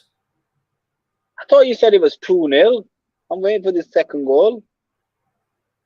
No, I didn't say that. I thought that's what you said. All right. I'm thinking, where's his goal? And I'm like, now you talk about Leao, and I'm seeing him come on. I'm like, where's his goal? All right. That means Ronnie could still score. Valverde just absolutely sent Leao packing there, just shoulder to shoulder, and put him to the ground, and he was away. But Portugal on the attack again, though. Bernardo Silva to Ronaldo. Valverde, what a Ronaldo player. does Ronaldo does a couple of player. Ronaldo does a couple of step overs, and down he goes. No chance. He's still diving even at his age. Yeah, but to be fair to Ronaldo, that pass he made to Leao was pretty good, though, wasn't it? You gotta give him his props when he does well. Yeah, well, that was decent. It was decent. Kyle, don't be harsh. It's just hard for me to. Kyle, if he was Irish, you would be different. Yeah, but I'm not. I'm not Portuguese. I'm just saying, if he was Irish, oh my God, you'd have defended him so much. I don't. Well, I certainly haven't defended Roy Keane backing Ronaldo defending the indefensible when Ronaldo refused to come on as a substitute against Tottenham. Roy Keane was backing him, and I couldn't believe that. I've been very annoyed with Roy Keane's commentary in recent weeks. I thought he always told the truth and was honest, but it seems as if he's like a lot of the pundits. He's loyal to his old teammates, and I understand that, but I don't want that from my pundits. I want them to tell the I think he truth. said that to. I just think he said that just to annoy people. To be fair, I think Roy sometimes it depends on the game, really. I think when it comes to his own teammates, I think he'll always back his own teammates because from what I remember, he was backing Ollie. Am I mistaken? He was, yeah. So yeah, Suarez is coming on now. and Gomez. Who does Gomez play for? Darwin's coming off. So he's going to play Suarez and Cavani together, it seems. No, Cavani's coming off too.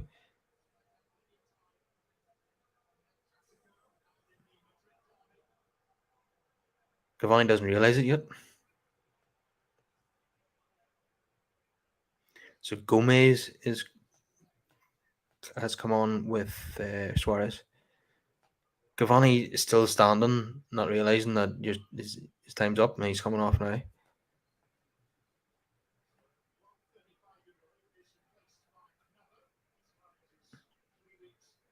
Definitely be the last World Cup for them two, Cavani and Suarez. They'll not be back for the next one. Look, Ricardo Carvalho played for Portugal, didn't he, in the Euros when he's about 39 or something? And Dani Alves is 39 and he's the backup right back for Brazil? That's crazy. I think he's more there for he's a leader in here, and I think sometimes it's a good idea to bring that, like, you know, if you've got a legend still playing, just like keep him there, just to like he'll probably not get much game time at all, but he's there saying, look, I've been there, and you know, I've been in these big major tournaments, and I think, you know, if you can get one or two in there that can give those players a boost in the dressing room, I think it's always a plus. It's always good to have like leaders in the team, even if they don't play. I think that's always a positive, because he's not going to start whatsoever. And he does play for Barca though, for free. Did he not leave Barca in the summer? I'm not certain. I'm not sure. I thought he was still there, to be fair. But you would have thought a team like Brazil would have two right backs that were like under the age of 35, like, but even Alex Telles is their backup left back. You know, they don't have the full back options you'd expect them to have. You know, apart from that, they've got two players in every position that are top class, but at fullback they don't have. You know, they still rely on Alexandro and Danilo. They're not great quality. Like, they're okay, but they don't complement the rest of the team. If you know what I mean. Shot coming from Gomez, I think it was, and hit the post. So nearly one each. You'll see that in a wee second. Uruguay's midfield, especially Bentancur and Valverde, are absolutely, they're the ones that are going to do something for them, because nobody else is going to create. They just absolutely, like Bentancur, the runs he's making, he's holding his knees after he's made a run. He's gone. He's literally gone. Yeah. He's Dani Alves, by the way, plays in the Mexican League. How does he? Let's see. At least it's hot. Yeah, good preparation for this tournament. That Gomez strike was beautiful. Yeah. The turn and shot. Yeah. Goalkeeper was beaten, and the poor defending, really. Yeah, it was such a beautiful like technique. Yeah, it was such a beautiful shot. The way he basically glided that pass, and the defender didn't read it. Did you see Casemiro's goal? I know it took a wee deflection, but it's a brilliant technique and a brilliant connection with the ball. Casemiro is just a class player. I knew that he was a brilliant, you know, defensive midfielder, but I have to say I didn't realize how good he was on the ball. You know, from his time at Real Madrid. Obviously, you only see Real Madrid really in the Champions League. But I didn't see them on a regular basis. But now I see Casemiro, twice a week. He's always been that good, Kyle. Kyle, that's the standard. I don't expect Yeah. anything different from him. He's Yeah, one of the. Yep. He's been one of the best in his position for the last 2 or 3 years or something, and it doesn't surprise me. Him and Kante have always been the best in their positions, and then it's everybody else. Yeah, that goal from Casemiro, Fred wouldn't have the ability to score a goal like that. Yeah, it's a bit harsh. It's a bit harsh, Kyle. It's a bit harsh. But we've definitely gone up a level by signing Casemiro. I think your first 11 is good enough. If you could get a striker for that first 11, Yeah, top 4 is. But I think you've got too many games now. I think United got way too many games. Yeah. I think crazy. if you progress into Europe, I think you've got too many games. I think that's going to be your downfall, and then you've got to also manage Martial as well. Yeah, he can't be relied upon because his fitness is getting worse. He's a good sub to have. Oh, last half an hour. Suarez nearly scoring there from a few yards out, hit the side netting. It was a set piece that just caused a lot of problems for Portugal at the back. Wasn't a particularly great ball in, but it seemed to bamboozle the Portuguese defence anyway. They're tired. They're absolutely shattered, aren't they? They've dominated this game, but they've not put it away. And now, as a result of that, as a result of all that hard work, you're seeing the likes of Suarez, Valverde, and Bentancur opening this game up, and the way it's going, it feels like Uruguay are going to get a goal.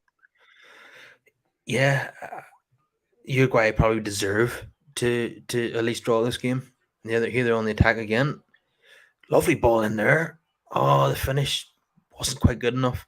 They didn't quite execute the chip there, but the ball into him was magnificent. Hear what that was? Yeah, it was Valverde. Who else? He played the ball in, but the striker there with the bleached blonde hair. That was poor. That was very poor defending by Bruno and Ronaldo. They just let him run, and Pepe. They just let him run. They're so lucky there, Portugal. That is poor defending. Absolutely. Suarez knows that he should have scored there. He should have scored there. That's just poor. There's another chance to come as well. I feel there's going to be a goal here, one way or the other. I'm still laughing at the idea that Ronaldo thought he scored, and it turns out it wasn't his goal. But it didn't even touch him. Portugal cannot manage a game. No. He needs to bring the midfield is finished. He needs to bring a midfielder on, and he's brought Leao on, which I understand. Did you see Portugal against Ghana? It was just chaotic at the end. How Portugal held on, I do not know. I think it's because they dominate the game for 60 minutes, and then after that, they're shattered, aren't they? It's like Bruno going full pelt all the time. Oh. Yeah.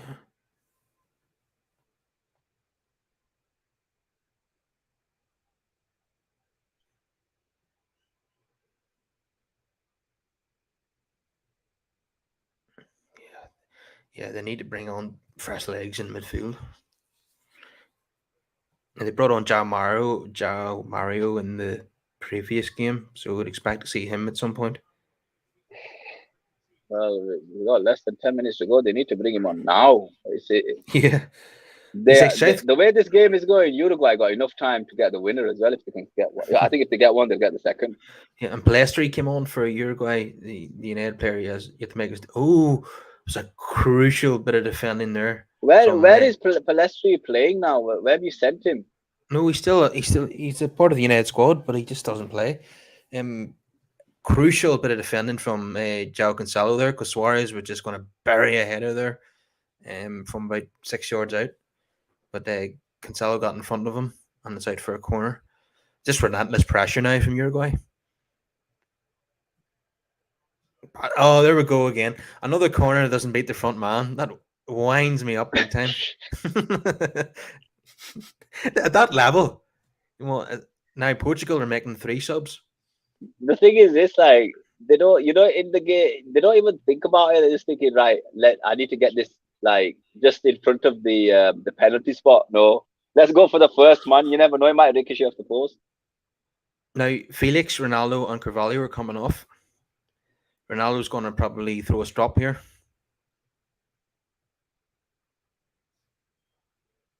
He's putting the captain's armband on to Pepe. Pepe is another Pepe must be about 50. He must be about 50. Yes, no, it's ridiculous. The veterans in this World Cup is unbelievable. One of the dirtiest players of the game. Yeah. Him and Sergio Ramos must have been the most volatile centre-back partnership in modern football history.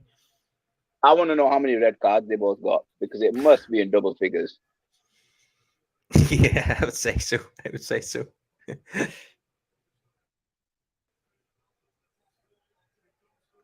Each? Yeah. Double figures each, probably. Yeah. Easily. Let me see.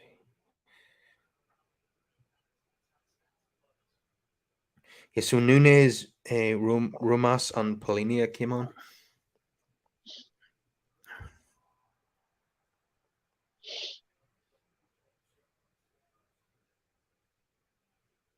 Surprised they didn't bring John Moutinho to the tournament. Despite his age, he's still a tidy footballer. And his experience will be useful in this situation. The way football is going, looking at the players that are over 35 in Portugal, you'd have thought he would have qualified. Yeah, there doesn't seem to be any hesitation by coaches in this tournament to bring veterans who are over 35. So I'm surprised that he didn't make it, like you say. I just think Portugal are just hanging on here, and they just about hung on against Ghana. So I wouldn't be surprised if Uruguay get at least an equaliser here. But the clock is ticking. But even though it's the 83rd minute, we're probably still 20 minutes from the end of the game because of the amount of stoppage time there's been in this tournament.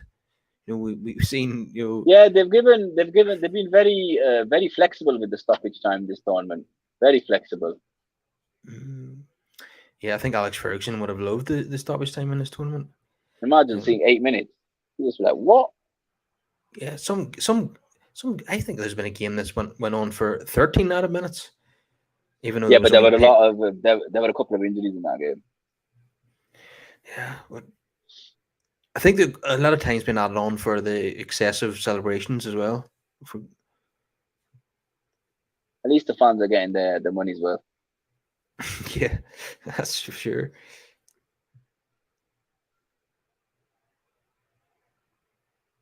Yeah, are you a little surprised that Portugal don't play Dalot at right back and Cancelo at left back? Because it wouldn't be a bad way to go instead of playing Nuno Mendes. Because Dalot's playing really well this season, and Cancelo, as we know, operates mostly at left back for Man City. So I'm surprised the manager hasn't taken, but he obviously must be a big fan of Nuno Mendes. Yeah, I think Dalot just has to bide his time, and I think Cancelo's a standout player for City, so it's very hard to leave him out. But he could play at left back because he's very comfortable in that position. It depends if he wants to play left back, though. Well, he plays there quite a lot for Guardiola, so yeah, I'm sure he wouldn't mind. So there seems to be another. Every manager has their favourites, mate. Yeah, he'll know that more than anyone as an England fan. So Oliveira has come off, and Vina has come on. Yeah. Guess what, right? Amongst England fans, guess what story circulated? You won't fucking believe it. It's absolutely hilarious. So the story is that Henderson's gonna start instead of Foden, and that's the circulating in place of I think it's in place of Mason Mount, I think. And I'm just like, I have nothing to say. And then another England fan comes out with, we played 3 at the back, and I was like, hold on, how do we know this? I go, I go, are you in the dressing room? I go, you can't just like start talking shit about Gareth Southgate. I go, I get it. But I go, stop it now. I go, we did lose to the US, even though we deserved to. I know. But Jordan Henderson, I would really winding the fans up if he came into the starting 11 rather than Foden. Really would. What age was he? Imagine. What age is he? Yeah. 31, 32. Yeah, he's never been a player that excites anybody. He's a workman-like player, does a job for the team. He's good for that system though, Kyle. You know that Klopp system. He's really good in that. I give him a lot of credit. That system gets the best out of Jordan Henderson. Yeah. But the problem with that system is there's a reason why Klopp's midfielders all get injured. It's because the midfielders have to fucking kill themselves. Yeah. There's so many of them injured. It's unbelievable. And the Liverpool midfield is, I mean, most of them are in their early to mid-30s now. So they really need apart from the young lad, they need one of the young lads to come through. Yeah. It's a transition, so they have to rebuild. But Liverpool's up for sale as well. It's really cheap as well. It's not expensive at all compared to United. There's only so many people in the world who can buy these football clubs. So I think that Glazers putting United up for sale was a reaction to Liverpool being for sale, because if they allow someone to buy Liverpool, then it reduces the number of people who can buy United. So I think they panicked and they want to get in there first, the Glazers, with the sale. But yeah, it's become almost a transfer window. The amount of people that are linked with Man United, it's just absurd. Nearly everyone but Bill Gates has been named now as a potential buyer. It's ridiculous. But the problem is they've got to pay off the debt, and then you've got to look at a new stadium, because I don't know if you've heard, Real Madrid are basically building a new stadium. They're upgrading their own stadium. So United have not kept up with their stadium, and as a result, they're now behind. So they've got to, because United should be, let's be honest, it should be 100,000 stadium now. Really. Yeah, sure. Leicester has a better training ground than United. No, that shouldn't happen. But Leicester's training, when they built it, it friggin' looked like a castle. I was like, wow. I was like, I'd love to go there, but the thing is they invested at the right time, you see. So when was that the Maguire money? Oh yeah, we bankrolled the whole thing, yeah. So if you look at it,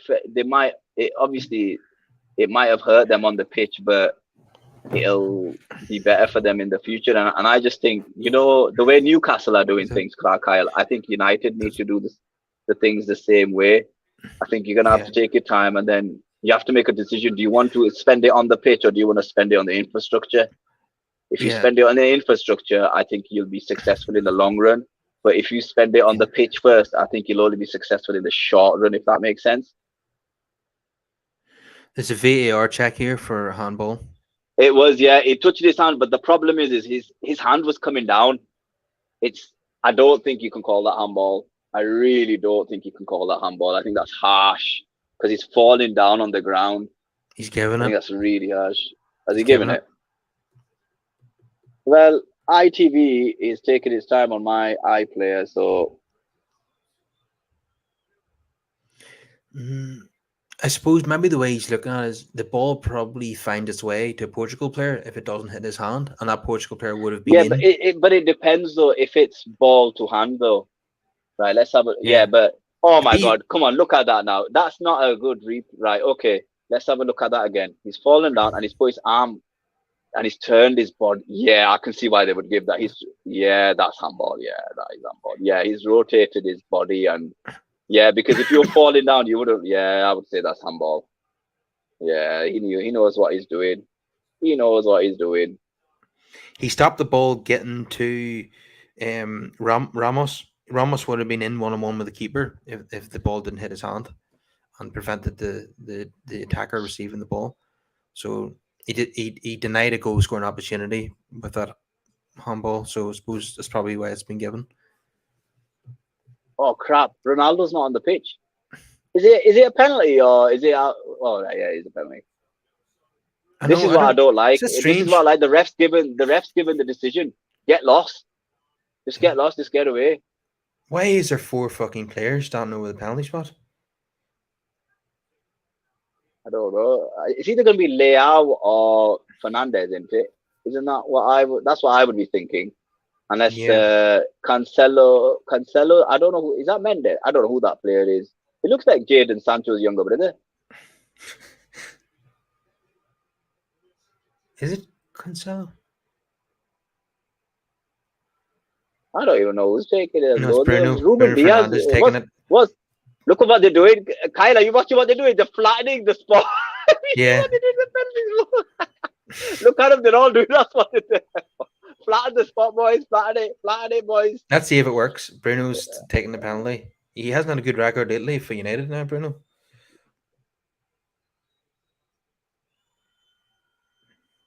Oh my God, that's why. Look how that's such a smart thing to do. That's such a smart thing to do. He done his wee run up where he does like a wee dance and then just side foots it into the, well, not into the corner actually. He was quite centralish, but he waited for the keeper to make his move and then he just kind of side footed into the other side.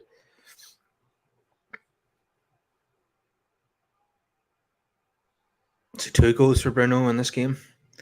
The 9 minutes have been out at all, and we're only 3 minutes. What did you say? 2 goals for Bruno? Yeah. Should the Ronaldo goal was given to Bruno? Because Ronaldo didn't touch it. Did he not? I thought Ronaldo did touch it. No. Well, we're gonna have to watch that replay, Kyle. Sure, we already talked about that. Did we? I've got amnesia, mate. I've got amnesia, mate. I was hoping Ronaldo was on pitch. I'm not gonna lie, Kyle. I was really hoping Ronaldo.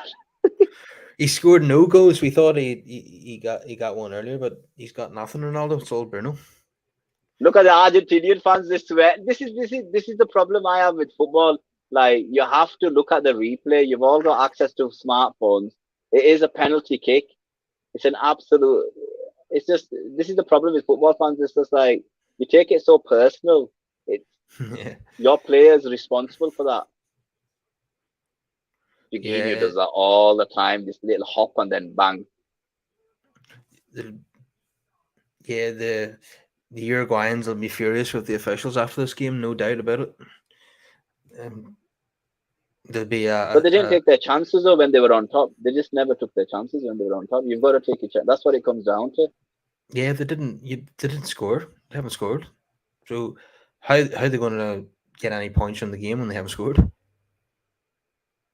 Even if you don't give the penalty, Portugal still win the game. So they've given nothing to. They haven't got a case.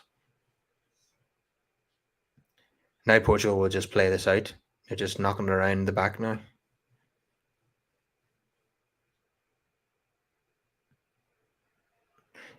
Nine minutes added on, but I bet you it'll be more.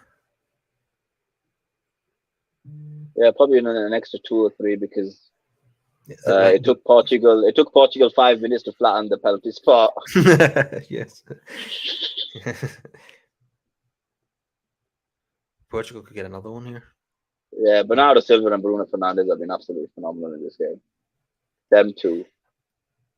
Yeah, I think Bruno will get the man. I saw what Chelsea to put a bid in for him in the summertime. I fucking want him at Stamford Bridge, mate. Who? I want Bernardo Silva. I really want Bernardo Silva at Stamford Bridge. But why would Man City want to sell him? Well, you could say the same thing about Jesus. I think Man City will because they basically got pretty good first dibs on probably like half of Europe. I think if you put a bid in of 40 to 50 million, I think they will. Like, even if not him, I put a bid in for Mahrez. I think Mahrez is just there to be taken by someone. Yeah, I could see him leaving because he's basically a squad player, and It's every quality, summer absolutely quality. they sell off some of their squad and then replace them. Then last summer they sold Jesus and Sinchenko and then bought Holland with the money. That's good business. Let me see here.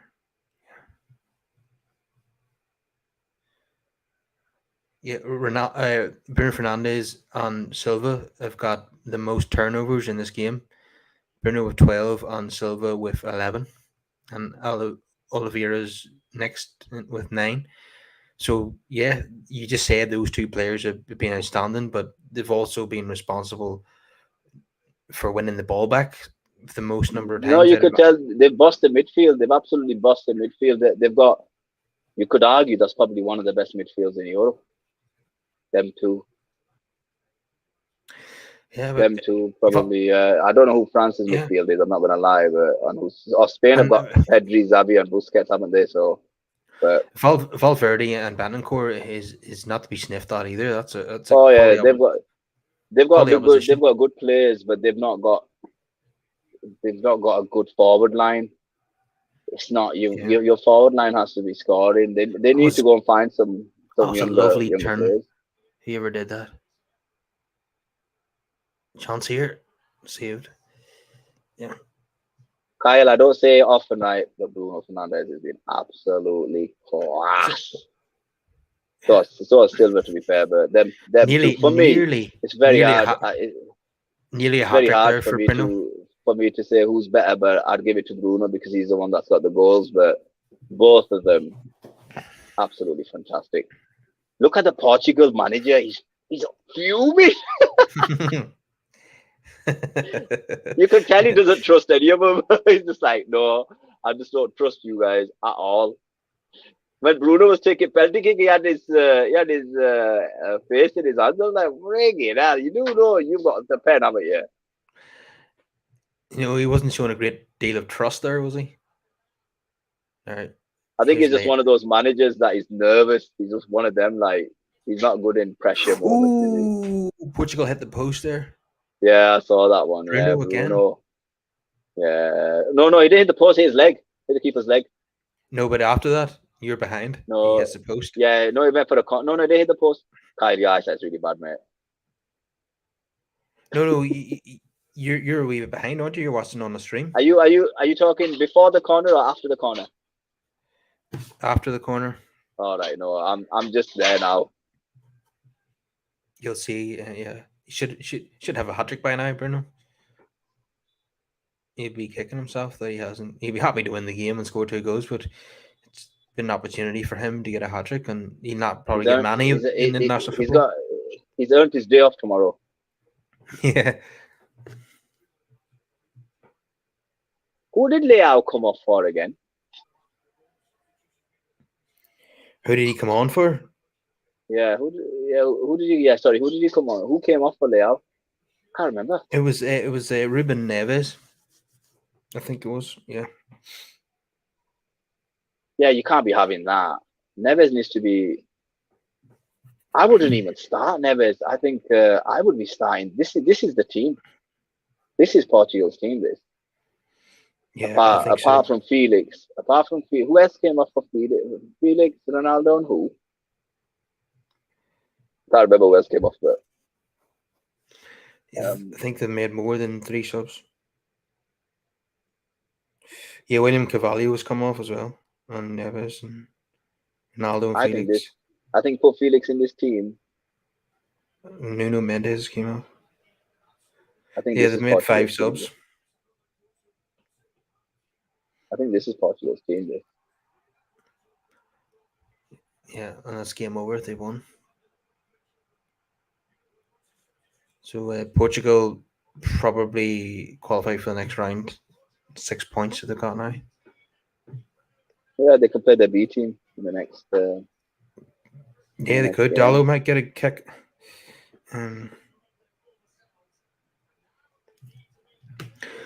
Okay, that's us then. Yeah, it's been quality, mate. Right, mate. It's been a good game, but unfortunately Uruguay didn't score.